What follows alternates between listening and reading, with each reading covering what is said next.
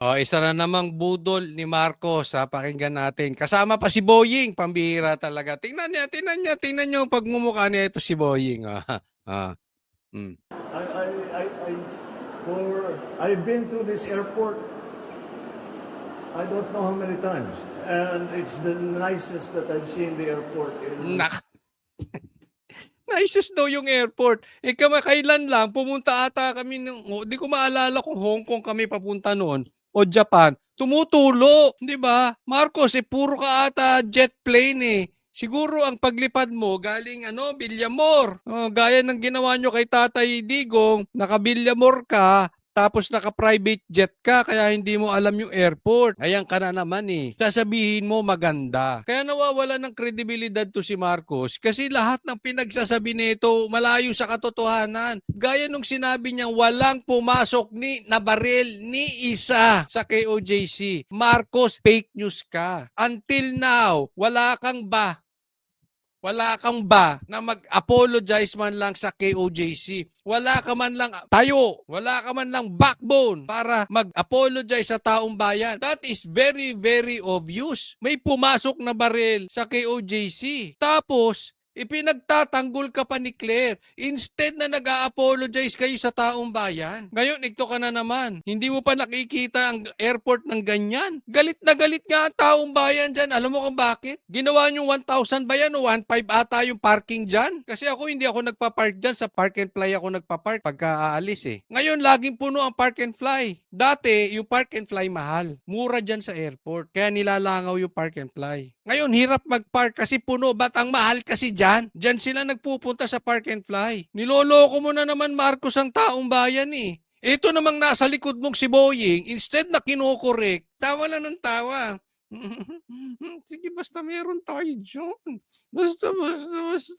Yung agenda ko. Hindi pa. Ngiting demonyo eh. 20, 30 years. So, we'll keep going on that. Ito pinakamaganda. Alam mo yung mga kababayan nating OFW, pinagtatawanan siguro ito. Tingnan mo naman yung airport natin sa airport nung iba. Kahit na nga yung mga bansa na napag-iwanan na tayo na dati mas mahirap pa sa atin. Tingnan mo ang airport nila. Marcos naman. Ano ka ba talaga? Ito mahirap sa anak mayaman na walang alam. Tapos dadalahin dyan, mabubulungan. Ito sasabihin mo ha. Dadalahin ka sa isang lugar dyan sa airport na maganda. Baka naman hindi mo na i-experience talaga yung airport. Kaya nakakapagsabi ka niyan. Marcos, alam mo, mag-iingat ka sa mga taong bumubulong-bulong sa'yo. Dahil it's very obvious you are out of touch sa realidad ng buhay. And definitely may bumubulong sa'yo. Hindi ako maniniwala na hindi ka nabulungan patungkol dyan sa ICC. Bigla na lang pumasok sa isip mo na bakbakan ng Duterte. Bigla na lang pumasok sa isip mo etong ICC. Tandaan nyo ba na Teros, hindi nyo nabola. Kaya itong ginagawa ni Amy, hindi nyo kami mabobola. I hate to say we told you so. Hindi po kami nabudol ni Marcos. Hindi ko po sinisisi yung mga nabudol, okay? Tapos na po yun. Pero sinasabi ko kay Marcos na ito, hindi mo kami mabubudol. Naniniwala ako may bumulong sa'yo. At isa dyan na bumulong sa'yo na naniwala ka naman, si Trillanes, sila Ontiveros. Yung, sige, papasukin natin yung ganito, kasi yan, mga yan, talagang lihitin mong titirahin yan ng Duterte. O si ganito, kasi binabakbakan nila yung mga komunista, yung mga NPA, yung mga yan, galit yan kay Duterte, yung ICC, papasukin natin yan. Kaya marami kang sinasabi na halatang galing sa bulong. Marcos, mag-iingat ka. Lahat po ng bisyo galing sa bulong. Halimbawa, drugs. Galing yan sa bulong ng demonyo. Bulong ng katropa na adik din. Halimbawa, pambababae. Bulong ng demonyo yan. Bulong yan ng tropa mong babaero. Halimbawa lang, sinasabi ko Marcos yung pagnanakaw. Bulong ng demonyo yan. Ang ginagamit yan, yung kaibigan mong magnanakaw din. Yung inggit, halimbawa, yung inggit sa Duterte, yung inggit doon sa iba, insecurities, bulong ng demonyo yan. Ginagamit dyan, yung barkada mong insecure din. Mag-iingat ka. Baka yung nasa tabi mo, ngiting demonyo, nako pambal. Patay tayo dyan. Iingat ka ha. Oo, mag-iingat ka. Sabi nga, yung ano, pipili ka ng kaibigan mo. Alam mo, mahuhusgahan mo ang isang tao kung sino yung gusto niyang kaibigan. Kung sino yung lagi niyang kasama. You know, successful people, they go out with successful people. Insecure people, they go out with insecure people. Robbers, they go out with robbers. Drug addicts, they go out with drug addicts. Nagpapatses yun niyan. Diba? So kung ikaw ay mahina ang personalidad at weak, pili ka ng mga taong matitino. Para ang bulong sa'yo, bulong matino. Ha? Hindi yung bulong demonyo sa gilid mo. Palakpakan naman That ng is mga the whole ubo. idea of the PPP. And this is the biggest PPP that the country has ever done. And by the way, it was the fastest that we were able to do because it was, I pushed it very, very hard. At mabuti naman that meron tayong mga partners kagaya ni Chairman Ramon na handang tumulong. You know, we look at the financials of this project. Hindi kikita NIC for a long time. Pero alam ko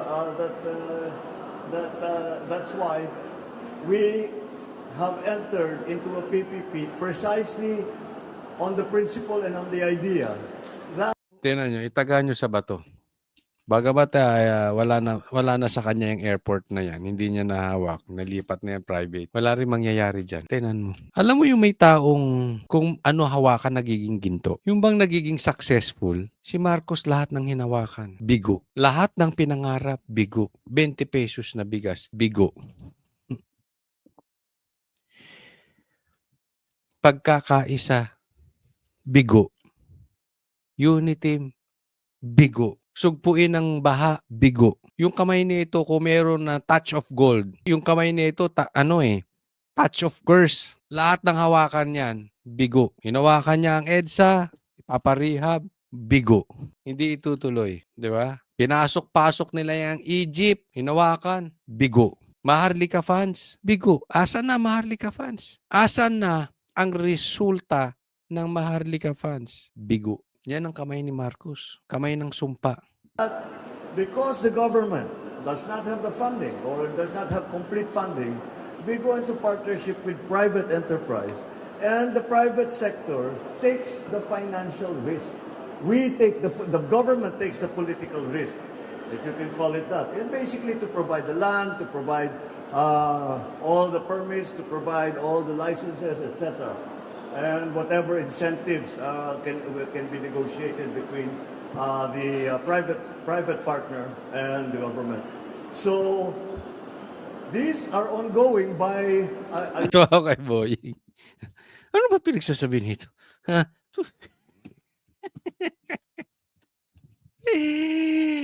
Ay, naku, mga nakapaligid sa'yo, we Marcos. will see even more construction by the end of the year. Already yung mga dinadaanan ng you can see inumpisahan na yung Meron ka na naman kinakwentong pambubudol.